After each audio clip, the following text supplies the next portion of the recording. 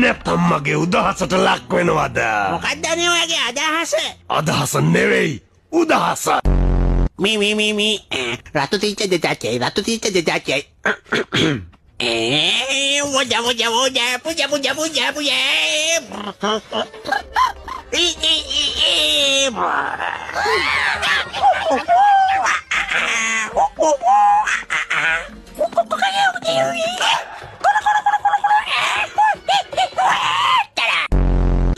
මට වතුරට බහින්නද කියන්නේ? කෑම කාලා තාම බෑ භාගයක් කියන්නේ දන්නවනේ ඉතින්. අපිට ප්‍රශ්නයක් නෑ. එහෙමද ප්‍රශ්නයක් නැත්නම් හරි.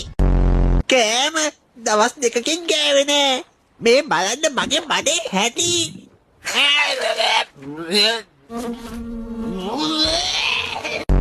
ගොබටියා මං ඔයාට ලස්සන මාලයක් හැදුවා. එයා ඒවට හරි ආසයි. සර් වැඩ ටික කපනවා සර්. තංගන්නේ ආයන්නේ. ආතතිය. නෑ සිඩ් නෑ. අකුරු 4ක වචනයක්. ආයන්නෙන් පටන් අරන් යයන්නෙන් ඉවර වෙනවා. හරි ආගාතේ. දැන් මොකද්ද කරන්න ඕනේ? වටේටම බලනවා.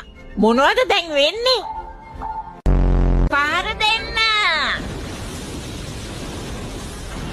පුළුවන් අපේ වෙකේ.